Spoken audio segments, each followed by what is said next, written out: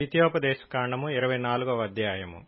ఒకడు స్త్రీని పరిగ్రహించి ఆమెను పెండ్లి చేసుకొనిన తరువాత ఆమె యందు మానభంగ సూచన ఏదో ఒకటి అతనికి కనబడినందున ఆమె మీద అతనికి ఇష్టము తప్పిన ఎడల అతడు ఆమెకు పరిత్యాగ పత్రము వ్రాయించి ఆమె చేతికిచ్చి తన ఇంట నుండి ఆమెను పంపివేయవలెను.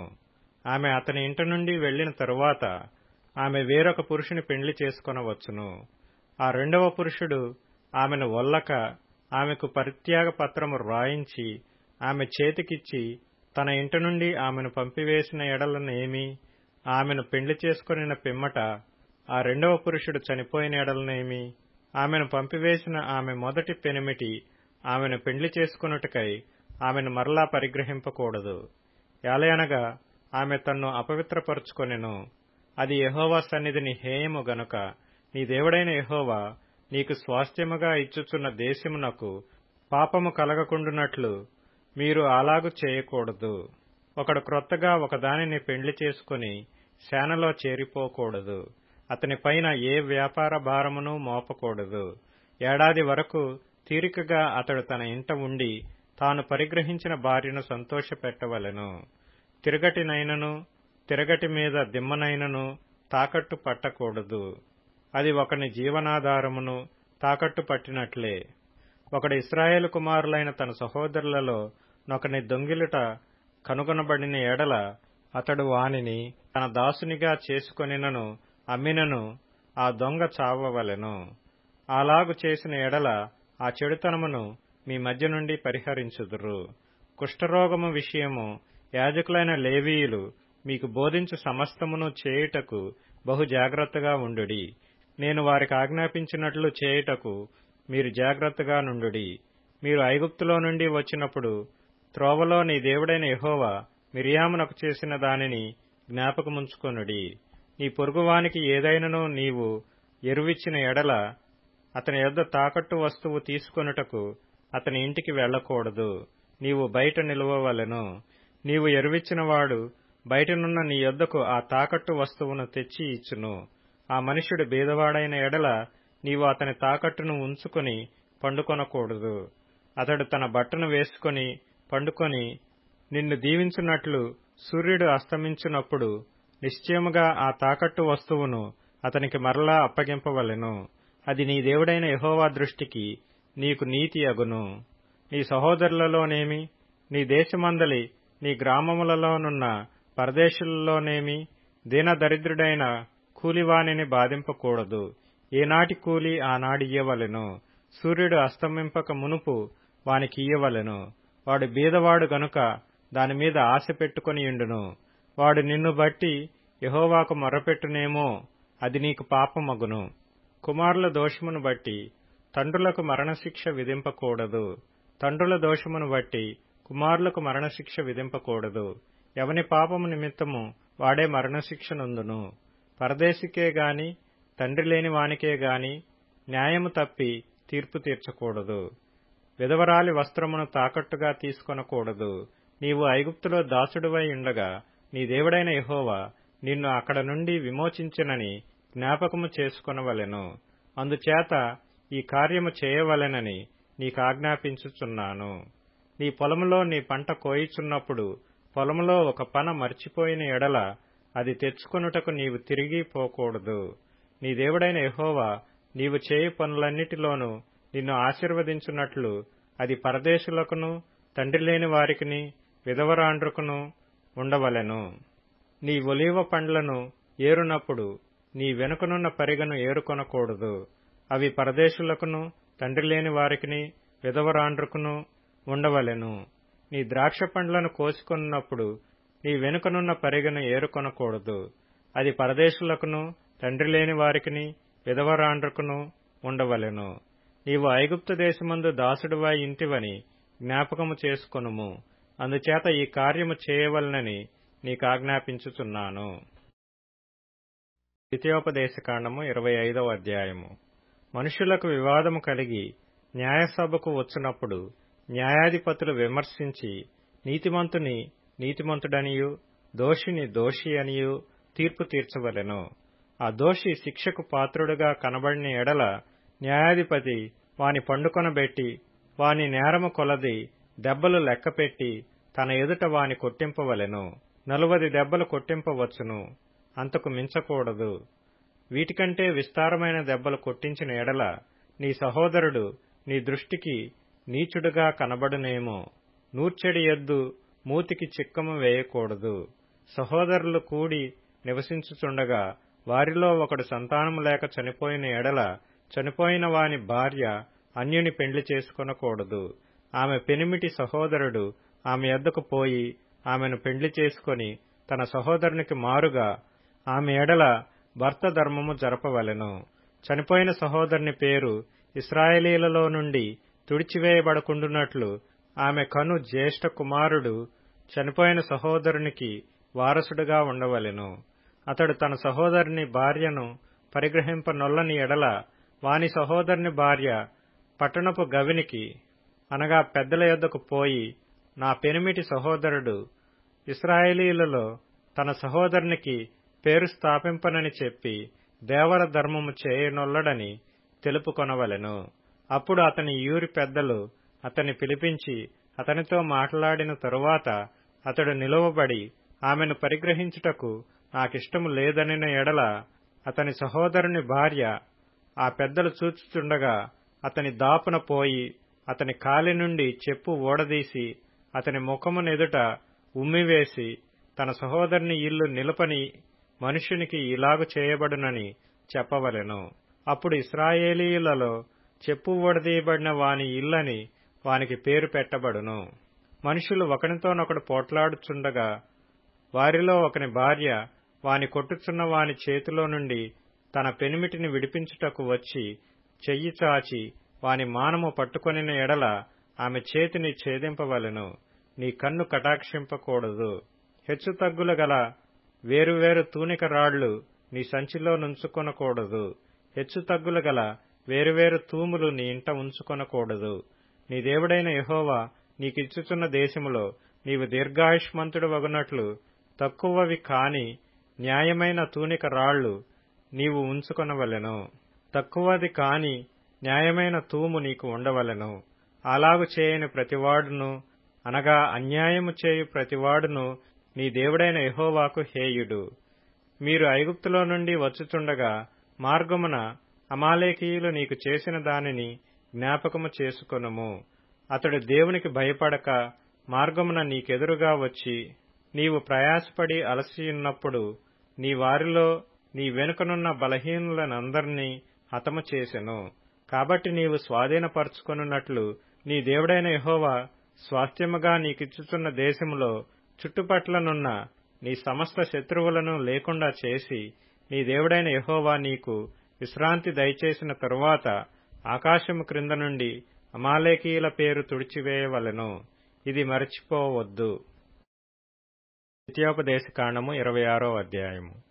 నీ దేవుడైన యెహోవా నీకు స్వాస్థ్యముగా ఇచ్చుచున్న దేశమునకు నీవు వచ్చి దాని స్వాధీనపరుచుకొని దానిలో నివసించున్నప్పుడు నీ దేవుడైన యెహోవా నీకిచ్చుచున్న నీ భూమిలో నుండి నీవు కూర్చుకొని భూఫలములన్నిటిలోనూ ప్రథమ ఫలములను తీసుకొని గంపలో ఉంచి నీ దేవుడైన యెహోవా తన నామమునకు మందిరమును ఏర్పరచుకొని స్థలమునకు వెళ్లి ఆ దినములలో నుండు యాజకుని యొద్దకు పోయి యెహోవా మన పితరులకు ఇచ్చేదనని ప్రమాణము చేసిన దేశమునకు నేను వచ్చియున్న సంగతి నేడు నీ దేవుడైన యెహోవా సన్నిధిని ఒప్పుకొనుచున్నానని అతనితో చెప్పవలెను. యాజకుడు ఆ గంపను నీ చేతిలో నుండి తీసుకొని నీ దేవుడైన యెహోవా బలిపీఠమునెదుట ఉంచగా నీవు నా తండ్రి నశించుచున్న అరామీ దేశస్థుడు. అతడు ఐగుప్తునకు వెళ్లెను. కొద్దిమందితో అక్కడికి పోయి పరవాసి అయి గొప్పదియు బలమైనదియు విస్తారమైనదియు నగు జనమాయెను. ఐగుప్తీయులు మనలను హింసపెట్టి మనలను బాధపరచి మన మీద కఠిన దాస్యము మోపగా మనము మన పితరుల దేవుడైన యెహోవాకు మొర్రపెట్టినప్పుడు యెహోవా మన మొర్రను విని మన బాధను ప్రయాసమును మనకు కలిగిన హింసను చూచెను.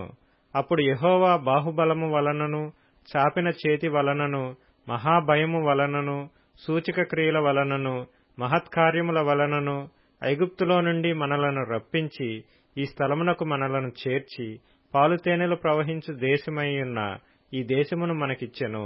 కాబట్టి యెహోవా, నీవే నాకిచ్చిన భూమి యొక్క ప్రథమ ఫలములను నేను తెచ్చియున్నానని నీ దేవుడైన యెహోవా సన్నిధిని చెప్పి, నీ దేవుడైన యెహోవా సన్నిధిని దాచిపెట్టి, నీ దేవుడైన యెహోవా సన్నిధిని నమస్కారము చేసి, నీకును నీ ఇంటి వారికిని నీ దేవుడైన యెహోవా దయచేసిన మేలంతటి విషయము నీవును లేవీయులను నీ దేశములో ఉన్న పరదేశులను సంతోషింపవలెను. 10వ భాగమిచ్చు సంవత్సరమున అనగా 3వ సంవత్సరమున నీ వచ్చుబడిలో 10వ వంతును చెల్లించి, అది లేవీయులకును పరదేశులకును తండ్రి లేని వారికిని విధవరాండ్రకును ఇయ్యవలెను. వారు నీ గ్రామములలో తిని తృప్తి పొందిన తరువాత నీవు నీ దేవుడైన యెహోవా సన్నిధిని నీవు నాకాజ్ఞాపించిన నీ ఆజ్ఞలన్నిటి చొప్పున నా ఇంట నుండి ప్రతిష్ఠితమైన దానిని తీసివేసి లేవీయులకును పరదేశులకును తండ్రి లేని వారికిని విధవరాండ్రకును నేనిచ్చియున్నాను. నీ ఆజ్ఞలలో దేనిని నేను మీరలేదు, దేనిని మరచిపోలేదు. నేను దుఃఖములో నుండగా దానిలో కొంచెమైనను తినలేదు, అపవిత్రుడనై ఉండగా దానిలో దేనిని తీసివేయలేదు. చనిపోయిన వారి విషయమై దానిలో ఏదియూ నేనియ్యలేదు. నా దేవుడైన యెహోవా మాట విని నీవు నాకాజ్ఞాపించినట్లు సమస్తము జరిపియున్నాను. నీ పరిశుద్ధాలయమగు ఆకాశములో నుండి చూచి నీ జనులైన ఇశ్రాయేలీయులను పాలుతేనెలు ప్రవహించు దేశము అని నీవు మా పితరులతో ప్రమాణము చేసినట్లు మాకిచ్చియున్న దేశమును ఆశీర్వదింపుమని చెప్పవలెను. ఈ కట్టడలను విధులను గైకొనుమని నీ దేవుడైన యెహోవా నీకాజ్ఞాపించియున్నాడు గనుక నీవు నీ పూర్ణ హృదయముతోనూ నీ పూర్ణాత్మతోనూ వాటిననుసరించి నడుచుకొనవలెను. యెహోవాయే నీకు దేవుడై ఉన్నాడనియు, నీవు ఆయన మార్గముల యందు నడిచి ఆయన కట్టడలను ఆయన ఆజ్ఞలను ఆయన విధులను అనుసరించి ఆయన మాట విందుననియు నేడు ఆయనతో మాట ఇచ్చితివి. మరియు యెహోవా నీతో చెప్పినట్లు నీవే తనకు స్వకీయ జనమైయుండి తన ఆజ్ఞలన్నిటినీ గైకొందువనియు, తాను సృజించిన సమస్త జనముల కంటే నీకు కీర్తి ఘనత పేరు కలుగునట్లు నిన్ను హెచ్చించుదునని ఆయన సెలవిచ్చినట్లు నీవు నీ దేవుడైన యెహోవాకు ప్రతిష్ఠిత జనమై యుందువనియు యెహోవా ఈ దినమున ప్రకటించెను. కీర్తనల గ్రంథం 45వ కీర్తన. ఒక దివ్యమైన సంగతితో నా హృదయము బహుగా ఉప్పొంగుచున్నది. నేను రాజును గూర్చి రచించిన దానిని పలికెదను. నా నాలుక త్వరగా వ్రాయువాని కలము వలెనున్నది. నరుల కంటే నీవు అతి సుందరుడవైయున్నావు. నీ పెదవుల మీద దయారసము పోయబడియున్నది. కావున దేవుడు నిత్యము నిన్ను ఆశీర్వదించును. శూరుడా, నీ కత్తి మొలను కట్టుకొనుము. నీ తేజస్సును నీ ప్రభావమును ధరించుకొనుము. సత్యమును వినయముతో కూడిన నీతిని స్థాపించుటకు నీ ప్రభావమును ధరించుకొని వాహనమెక్కి బయలుదేరుము. నీ దక్షిణహస్తము భీకరమైన వాటిని జరిగించుటకు నీకు నేర్పును. నీ బాణములు వాడిగలవి, ప్రజలు నీ చేత కూలుదురు. నీ బాణములు రాజు శత్రువుల గుండెలో చొచ్చును. సామెతల గ్రంథం 11వ అధ్యాయం. యథార్థవంతుల నీతి వారి మార్గమును సరళము చేయును. భక్తిహీనుడు తన భక్తిహీనత చేతనే పడిపోవును. యథార్థవంతుల నీతి వారిని విమోచించును. విశ్వాసఘాతకులు తమ దురాశల వలననే పట్టుబడుదురు. లూకాసు వార్త 10వ అధ్యాయం. అటు తరువాత ప్రభువు 70 మంది ఇతరులను నియమించి తాను వెళ్లబోవు ప్రతి ఊరికిని ప్రతి చోటికిని తనకంటే ముందు ఇద్దరిద్దరినిగా పంపెను. పంపినప్పుడు ఆయన వారితో ఇట్లనెను: కోత విస్తారముగా ఉన్నది గాని పనివారు కొద్ది మందియే. కాబట్టి కోత యజమానుని తన కోతకు పనివారిని పంప వేడుకొనుడి. మీరు వెళ్ళుడి. ఇదిగో, తోడేళ్ల మధ్యకు గొర్రెపిల్లలను పంపినట్టు నేను మిమ్మును పంపుచున్నాను. మీరు సంచినైనను జాలెనైనను చెప్పులనైనను తీసుకొని పోవద్దు. త్రోవలో ఎవనినైనను కుశల ప్రశ్నలడగవద్దు. మీరు ఏ ఇంటనైనను ప్రవేశించినప్పుడు ఈ ఇంటికి సమాధానమగు గాక అని మొదట చెప్పుడి. సమాధాన పాత్రుడు అక్కడ నుండిన ఎడల మీ సమాధానము అతని మీద నిలుచును, లేని ఎడల అది మీకు తిరిగి వచ్చును. వారు మీకిచ్చు పదార్థములను తినుచు త్రాగుచు ఆ ఇంటిలోనే యుండుడి. పనివాడు తన జీతమునకు పాత్రుడు. ఇంటికి తిరగవద్దు.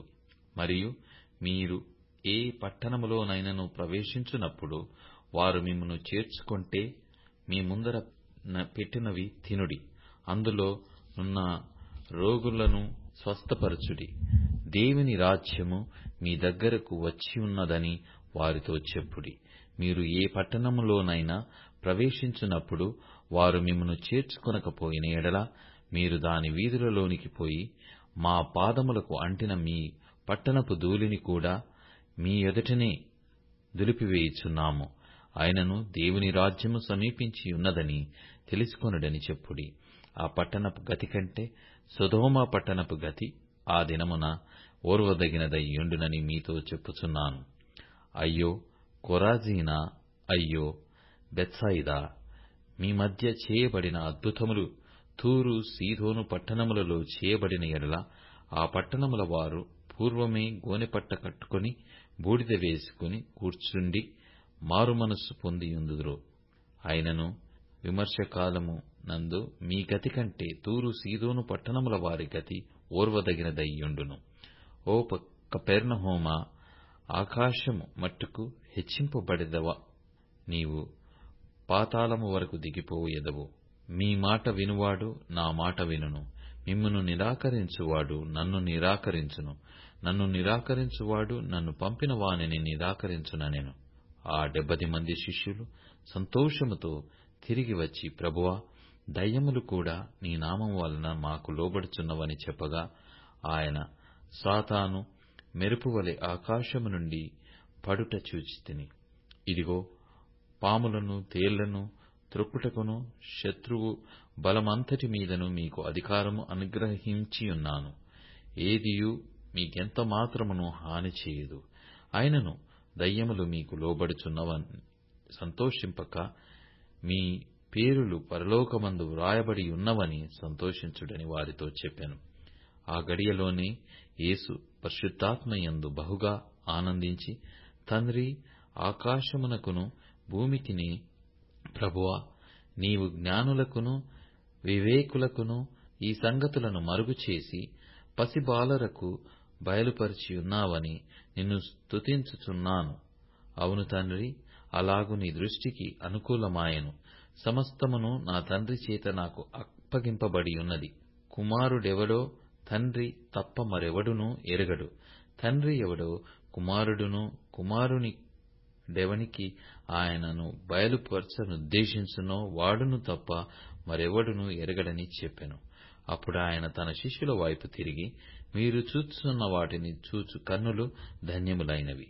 అనేకమంది ప్రవక్తలును రాజులను మీరు చూచుచున్నవి చూడగోరి చూడకయు వినగోరి వినకయు ఉండిరని మీతో చెప్పుచున్నానని ఏకాంతమందు వారితో అనెను.